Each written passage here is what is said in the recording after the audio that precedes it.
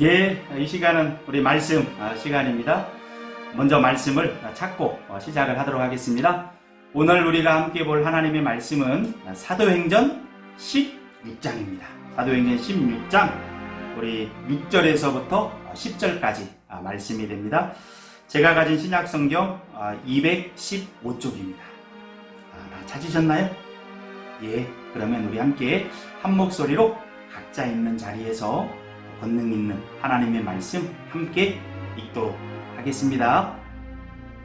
성령이 아시아에서 말씀을 전하지 못하게 하시거늘 그들이 부르기아와 갈라디아 땅으로 다녀가 무시아 앞에 이르러 비두니아로 가고자 애쓰되 예수의 영이 허락하지 아니하시는지라.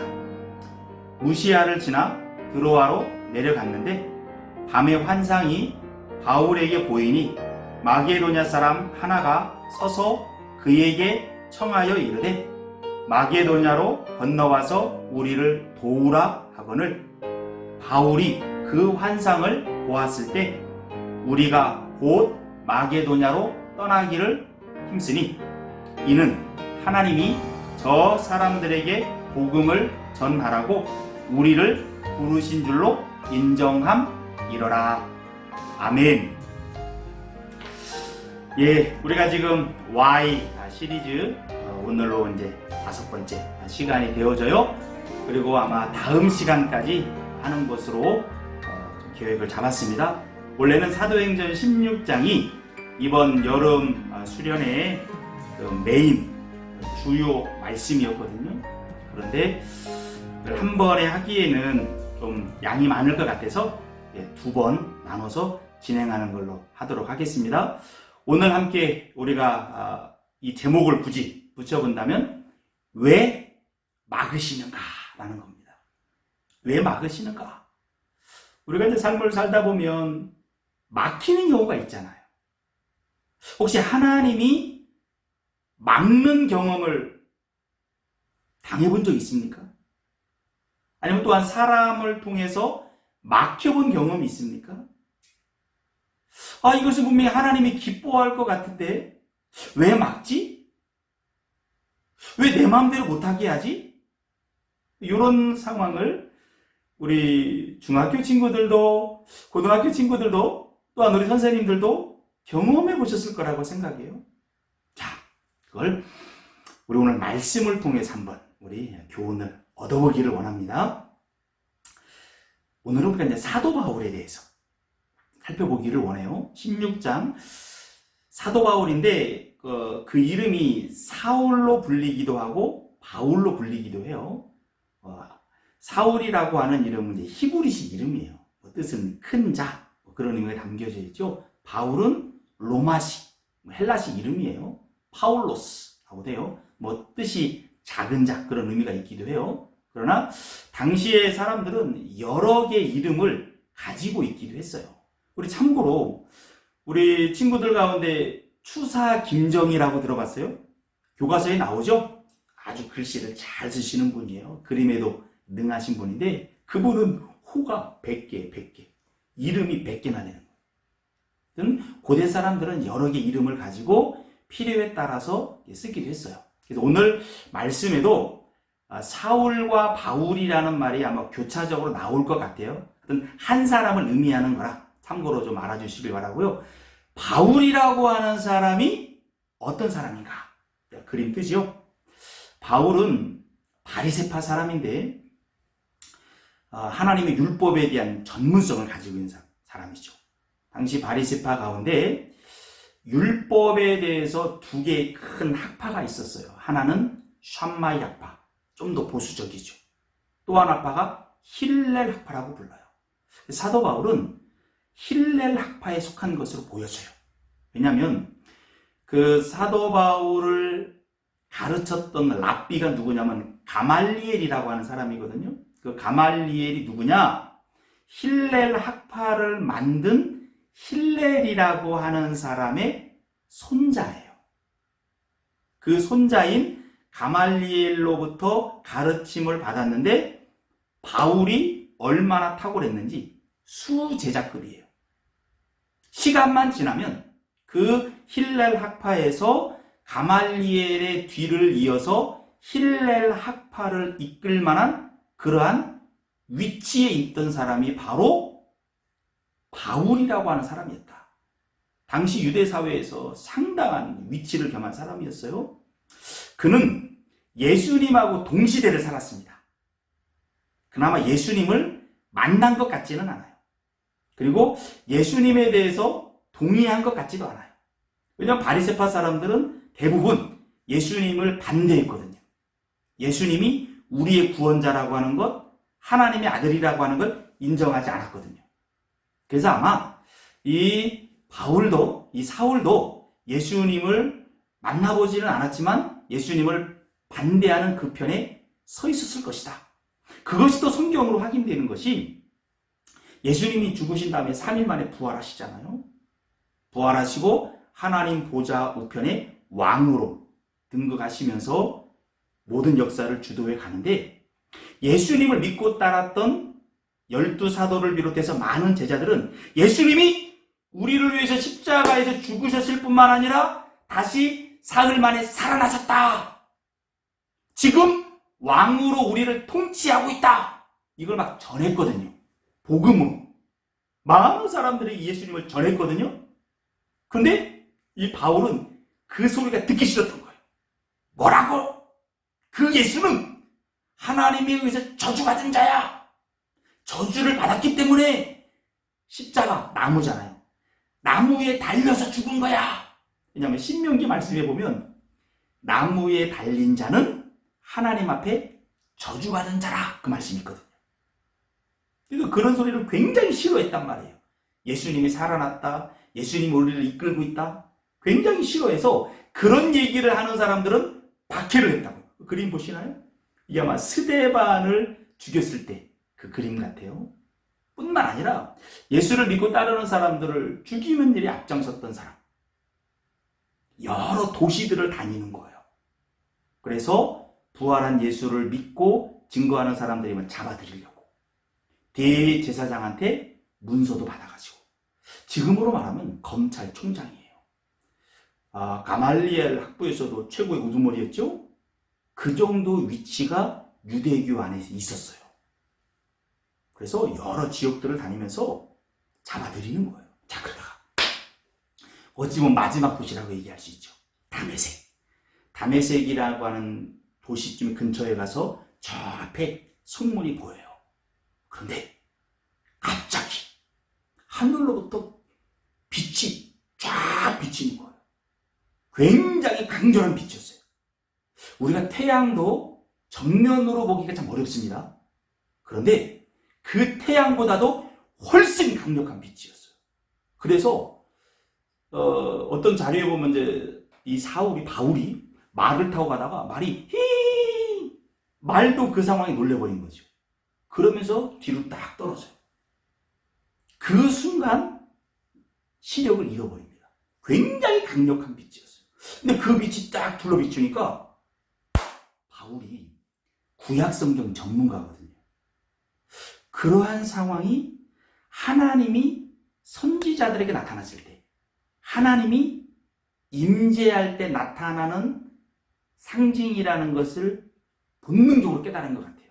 그래서 주여, 니시오니까 심각하게 딱 물었어요. 그런데 어떤 소리가 들려왔냐면, 사울아, 사울아, 왜 내가 나를 핍박하느냐? 그 소리 딱 들려온 거예요. 그 얘기를 하신 분이 누구였냐? 부활하신 예수님이었다라는 거예요. 사울은 거기서 굉장히 충격을 받아요. 아니, 그 예수가 하나님이 보내고자 했던 우리의 유일한 구원자, 메시아, 기름 부음 받은 자, 그리스도, 그분이었단 말인가? 지금 사울은 그 예수님을 믿는 사람들을 잡아들이는 일에 앞장서고 있잖아요. 그런데 강력한 빛 가운데 그 예수님이 보여지고 소리가 들린 거예요. 굉장한 충격이었어요. 이제 그 후에 이 사울, 이 바울은 근본적으로 변화됩니다. 180도 바뀌어요. 180도 바뀌어서 이제는 예수님을 믿는 자들을 박해하는 자가 아니라 예수가 그리스도다. 예수가 구원자다. 죄에 빠진 자기 백성을 구원하기 위해서 하나님이 보내고자 한 그 메시아가 바로 예수, 나사렛 예수였다. 이걸 이제 적극적으로 전하기 시작을 해요. 그러면서 여러 지역에 가서 복음을 전했던 이야기를 사도행전이 이제 들려주는 거예요. 기독교 역사에 있어서 예수님 다음으로 가장 큰 일을 한 사람이 누구냐 할 때 많은 사람들이 이구동성으로 사도 바울이다, 사울이다 그렇게 얘기를 해요. 예, 그런 평가를 받을 만큼 이제는 전폭적으로 그 예수님을 향해서 자기의 모든 걸 내던지면서 복음을 전하기 시작합니다. 그러면서 몇 번의 전도 여행을 떠나거든요. 선교 여행을 떠나는데 우리 16장의 이야기는 2차 전도 여행 때 있었던 이야기를 다루게 됩니다. 이제 2차 전도 여행, 두 번째 전도 여행이에요. 이제 두 번째 전도 여행을 갈 때 파트너랑 같이 가는데 누구랑 가냐? 실라, 그림 뜨죠? 실라라고 하는 사람과 같이 가요. 바울과 실라 두 사람이 팀을 이루어서 선교 여행을 딱 떠나는 겁니다. 그런데 왜 이 두 사람이 짝이 됐을까? 왜 그럴까요? 성경을 곰곰이 보니까 이 두 사람이 다 로마 시민권자예요. 유대인이면서 로마의 시민권을 가지고 있어요. 그 당시는 로마가 그 세계를 지배하고 있었거든요. 로마의 시민권을 가지고 있다는 얘기는요, 굉장한 특권입니다. 예를 들면 오늘날 전 세계에서 가장 힘센 나라가 어디예요? 미국이죠. 많은 사람들이 미국의 시민권을 갖고자 하거든요. 왜 그러냐? 미국의 시민권을 가지고 있는 상태에서 다른 나라에 피랍이 됐다든지 잡혀갔다든지 어려움을 겪잖아요. 그러면 미국 정부가 나서서 적극적으로 도와줍니다. 미국 시민권은 미국 시민권자를 가진 사람은 함부로 못 건드려요. 미국이 나서서 도와주거든요. 당시에 로마 시민권이 그랬어요. 어찌 보면 더 강력하다고 얘기할지도 모르죠. 그 시민권을 가지고 있으면 함부로 때릴 수가 없어요. 법으로 판결이 나기 전까지는 함부로 건들 수 없는 그런 특권도 누리거든요. 하여튼 그 시민권을 이 두 사람은 다 가지고 있었다. 그러면 이 시민권을 가지고 복음 전하는 데 쓰겠구나 라고 우리는 이제 생각을 한번 해볼 수 있죠. 그렇게 이제 전도여행을 두 사람이 출발을 하다가 16장에 들어서서 이제 1절과 5절 사이에 보면 한 사람을 더 만나요.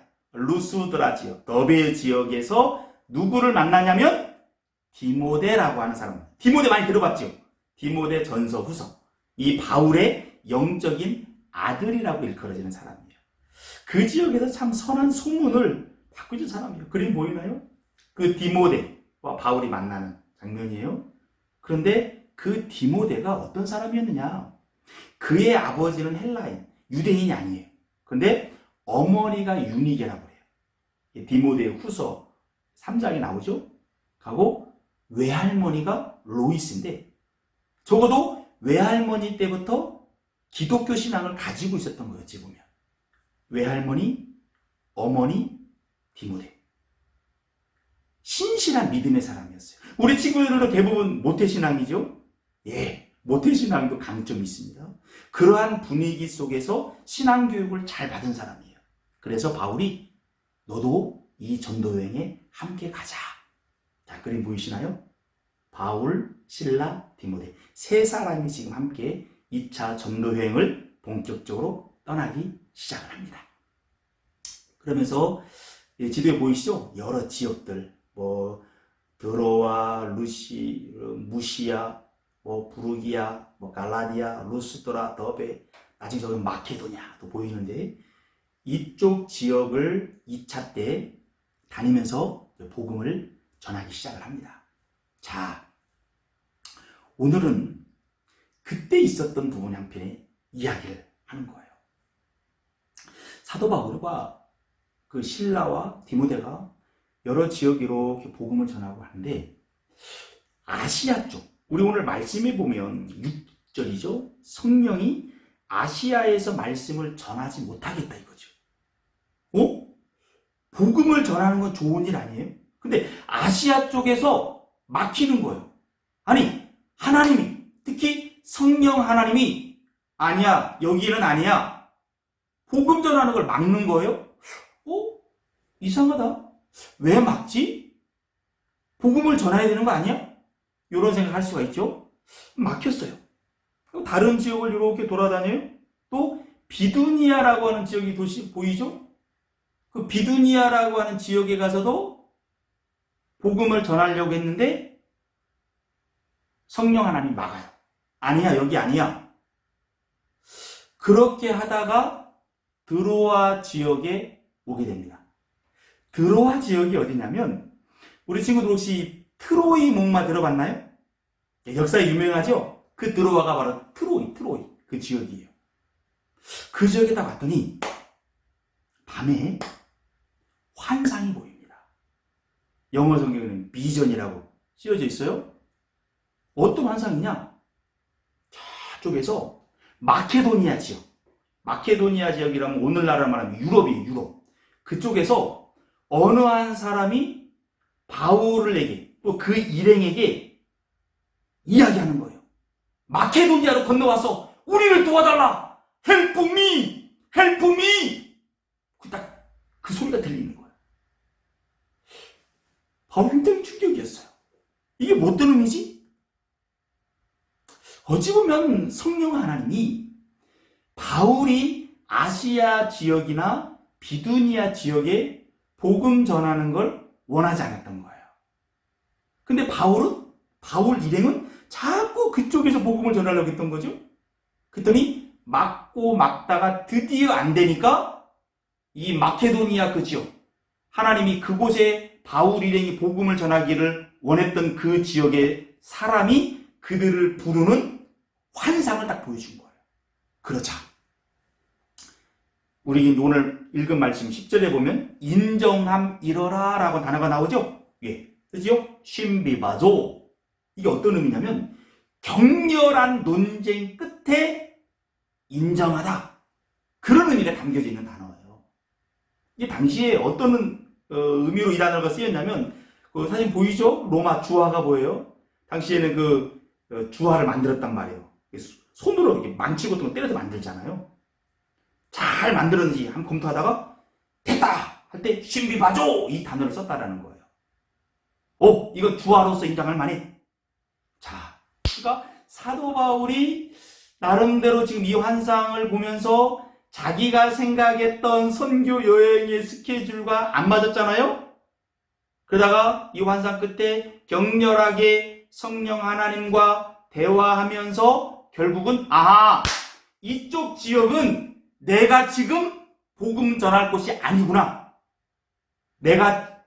우리 일행이 복음을 전할 곳은 바로 저쪽 마케도니아, 유럽 그쪽이구나 라는 것을 인정을 하게 됐다라는 거예요. 그래서 어떤 일이 나타나냐? 그림 보이죠? 드로아에서 네아폴리, 사모들에게로 지키겠다 나오는데 드로아에서 네아폴리까지 가는데 며칠이 걸려요? 이틀이 걸려요. 근데 이게 원래 이틀 만에 갈 거리가 아니에요.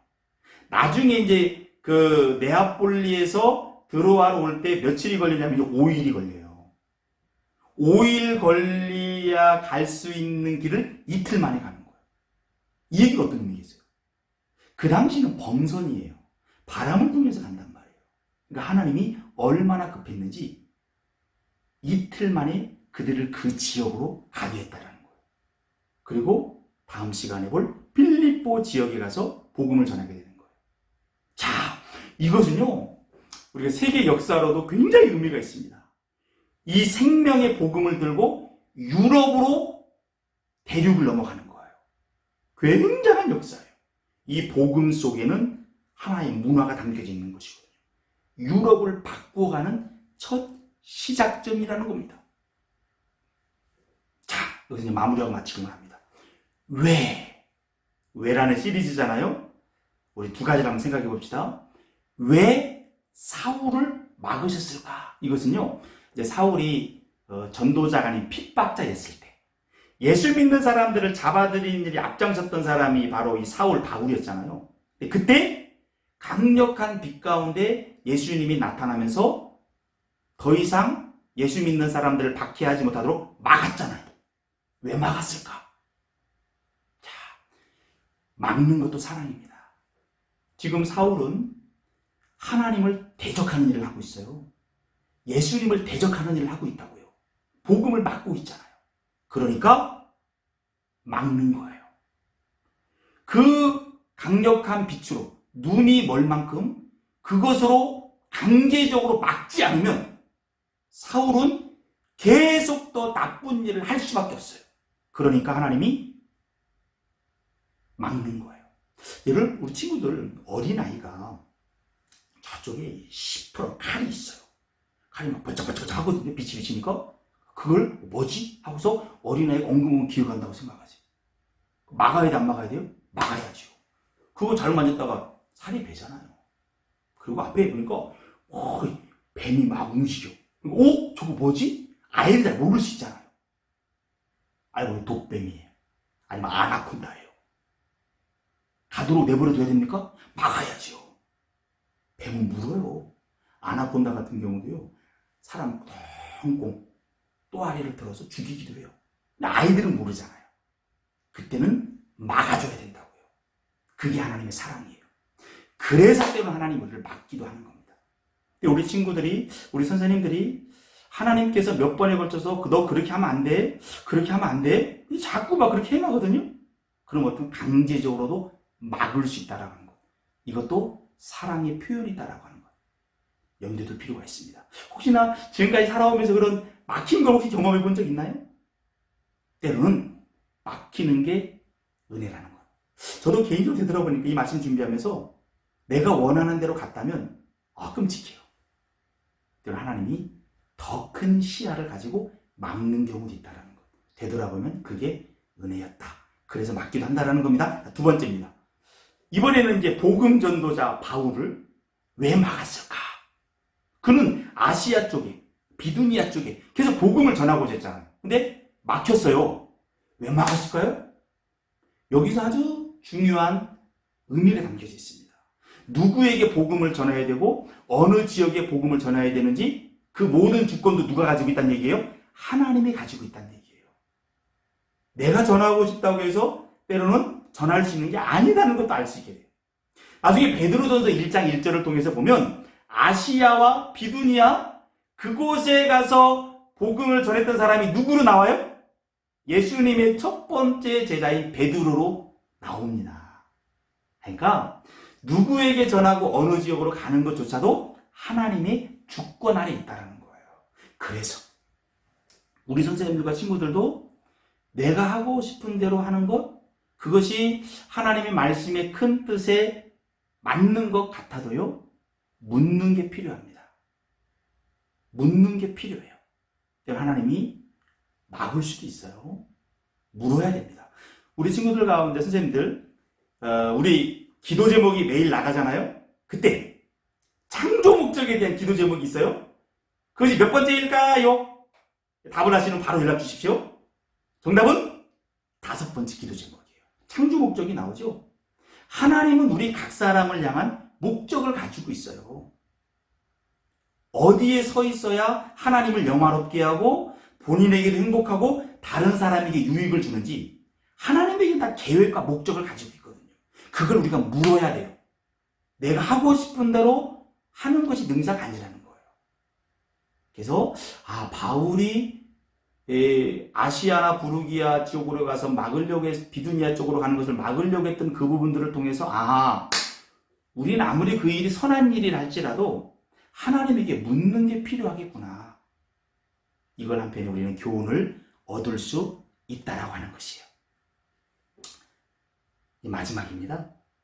우리가 하나님이 원하는 자리에 서 있으면요, 하나님의 놀라운 역사도 경험한다는 겁니다. 드로아에서 네아폴리까지 얼마 걸렸어요? 이틀 걸렸잖아요. 또 나오죠, 그림이? 엄청난 역사예요. 우리가 하나님을 경험하는 게 필요하지 않겠습니까? 어떨 때 경험할 수 있어요?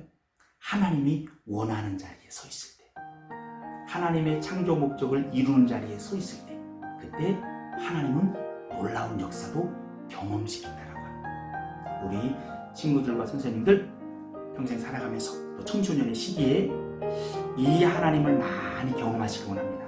그동안 삶에 있어서 막히는 경험이 있었던가요? 곰곰이 되살펴 보십시오. 우리 친구들 어느 고등학교 가야 될지, 어느 대학교 가야 될지, 어느 직장으로 가야 될지 물으십시오. 먼저 하나님에게 물으십시오. 그게 필요합니다. 그리고 한 걸음 한 걸음 그 하나님이 원하는 곳으로 가서 하나님의 역사를 경험하는 우리 친구들과 선생님 되기를 간절히 축복합니다. 기도하겠습니다. 참 좋으신 하나님 감사합니다. 오늘은 왜 시리즈 5번째로 왜 막으시는가에 대해서 살펴봤습니다. 우리 중학교 친구들, 고등학교 친구들, 우리 선생님들 인생을 살아가면서 때로 막히는 경험도 할 수도 있을 텐데 그때 왜 막지? 하나님의 뜻이 뭐지? 내가 뭐를 잘못했기 때문인가? 다시 한번 하나님의 말씀 앞에 우리를 세울 수 있도록 인도해 주시고 우리를 부르신 하나님은 우리에게 가장 좋은 것 주시는 분이라는 것, 가장 우리에게 유리한 일을 행하시는 분이라는 것, 선하신 하나님이시라는 걸 믿고 그런 인생의 상황을 만났을 때 하나님 앞에 겸손히 창조 목적을 물으며 나아가는 지혜가 있도록 인도해 주시고 그 하나님을 많이 경험할 수 있도록 인도해 주세요. 모든 것 주님께 올려드리며 예수 그리스도의 이름으로 기도합니다. 아멘.